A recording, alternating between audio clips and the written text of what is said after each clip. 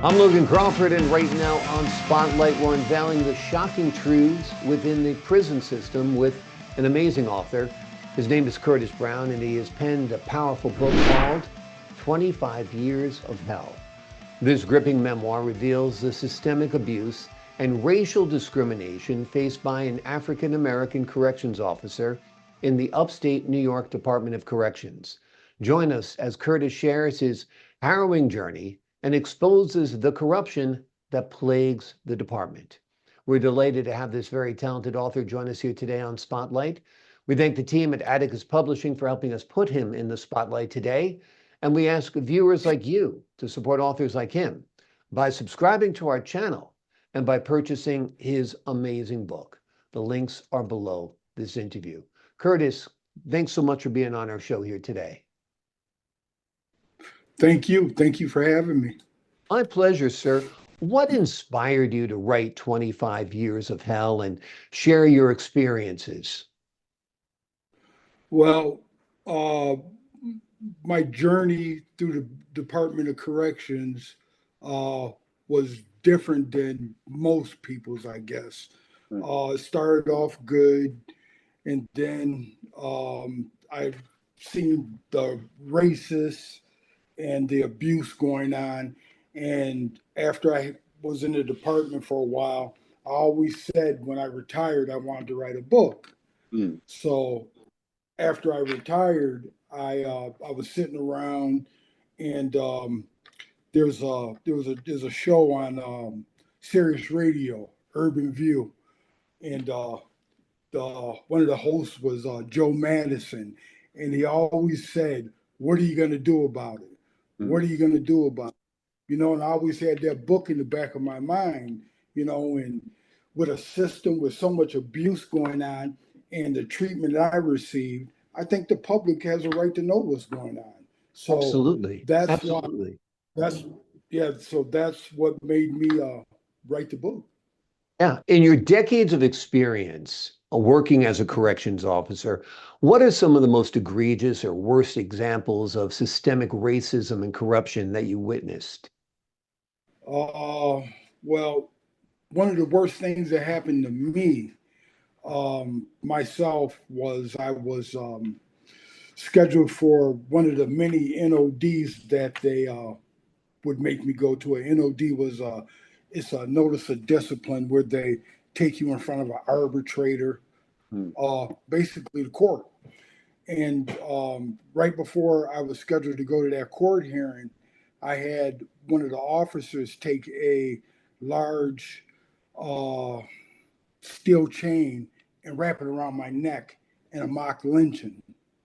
So, and that was right on state property.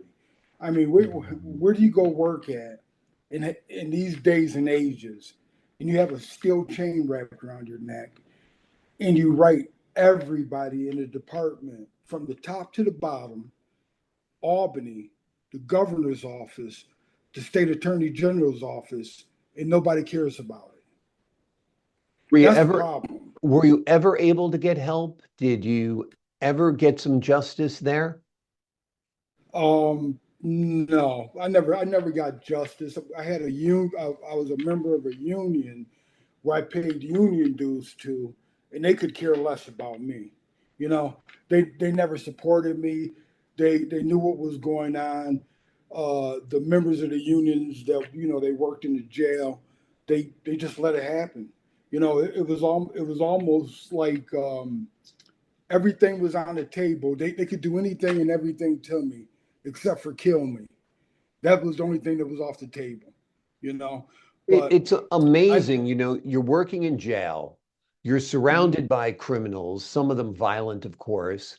You expect the other corrections officers to have your back, to be on your correct, side. You didn't mhm, have that. You're there alone. You're an odd man out, right? correct, correct. That must have been Yep. very, very difficult. How did you manage to endure and survive all those years working in such a hostile environment? I would try to go to work and keep my head down and just do my job, but they were intent on harassing me every day. The staff members, I felt more comfortable with the inmates than I did with the staff. You know, the inmates, they were they weren't a threat to me. The Mm. staff was more of a threat to me. You know, I felt more threatened by the staff than the inmates, and that's Some bad. of the inmates, I'd imagine, knew the pain and the sting of discrimination as well, right? Correct. Yeah. Yep. Yeah. Amazing. Amazing. Yep. What year did you retire? I retired in 2017. So fairly recently, about 7 years ago or so.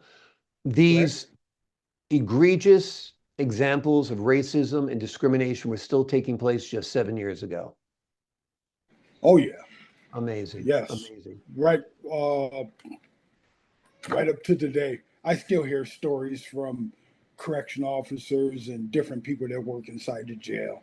Nothing's changed. You know, Amazing. it's just it's a system that has been is run amok so long that it's almost you can't even repair it. You know, what are you going to do to fix it? When they use a disciplinary system to harass the people that are trying to help them fix the system by bringing stuff to them, problems to them, Right. and letting them know what's going on, and they punish you instead of the people that are causing the problem. So Amazing. that's yeah, that's the Yeah. system. Did you ever get a lawyer? Did you ever try to sue on a civil grounds? Oh yeah. Well, I live in a small town here in Mm. upstate New York, Yeah. and getting a lawyer was pretty tricky. Yeah. It's like living in a web.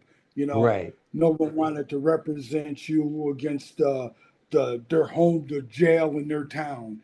Yeah. So I happened to um, on one of my suspensions, one of my many suspensions they had me on, and I'm sitting around home, and I just started calling lawyers, and called a lawyer down in New York by the name of Mark Garber.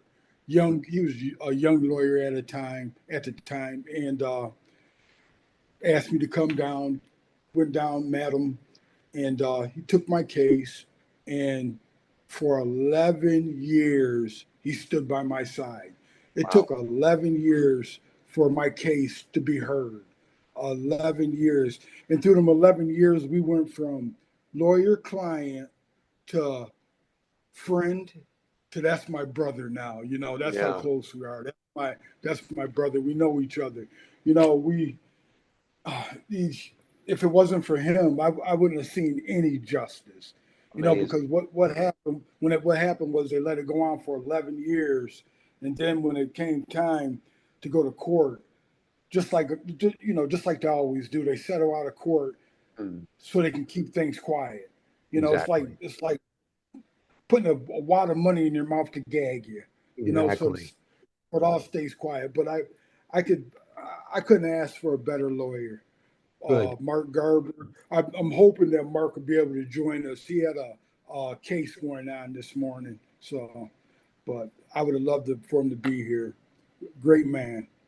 Yep. Absolutely. I think Mark has actually joined us. Hang on just a second. Hey, Mark, how are you today? I'm well. How are you doing? Good, good. You just Uh, joined the show at the right time. I've been talking to Curtis.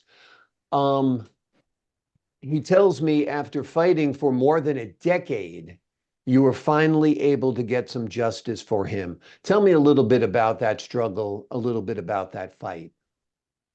Sure, Logan, and thanks for having us both here, especially Curtis. He's one of the most admirable, honorable individuals I've ever known throughout my entire professional career and life. It was an immense struggle, Logan, throughout. Yeah, I think it maybe lasted from about 2001, I think, until I think the matter was finally resolved in either late 2008, early 2009. And Curtis probably already provided you some of the graphic details about what occurred. But what became really interesting is that, and the reason why it actually lasted more than a decade is shortly after the resolution, which occurred again around that period of time, is when all of a sudden Curtis was accused of some wrongdoing in mess hall by one of the officers. And that turned into an entire legal proceeding where now, instead of being the plaintiff bringing this action that went on for about 8 years through federal court up in Rochester, Curtis is now on the defense side through an arbitration process that must have lasted, I don't know, maybe 18 months or so, because they would have a date and then we would finish up that day to be like, all right, and then they would schedule it out about 6-7 months later, the next date. I think we had maybe 3 or 4 arbitration sessions that ultimately, of course, led to Mr. Brown's vindication. But throughout that period of time, I mean, he's a working man. So it wasn't like he could just leave and go work someplace else. This was his life. He had been there, roughly around 25 years at that time, or almost 25 years, because he needed to finish the 25th year, I believe, to obtain a full pension. So he had to live through this throughout the entire time while he continued to be employed and go through all these legal wrangles and very, very challenging, period of time. But I take my hat off to him, just a man of just complete integrity. And I'm just honored to have represented him throughout that process, and great to know him as well. And thank you. Well, wonderful. Well, it's obviously a mutual relationship there, that you helped him, and he's so grateful for what you did to help change his life and get a little justice at the end of the tunnel after working for a quarter of a century for the Department of Corrections to finally get a settlement that is a little bit of a salve on the wounds that were inflicted upon him over the decades that he worked there. We thank you both for joining us here today. It is a powerful book. It is a book about discrimination that plagued the Department of Corrections while Curtis was working there. The name of the book is 25 Years of Hell. Curtis, Mark, thank you both for joining us here today on Spotlight. Thank you, Logan. Thank you. I appreciate both of your time. To the folks at home, I'm Logan Crawford, thanking you for your time this time. Until next time on Spotlight.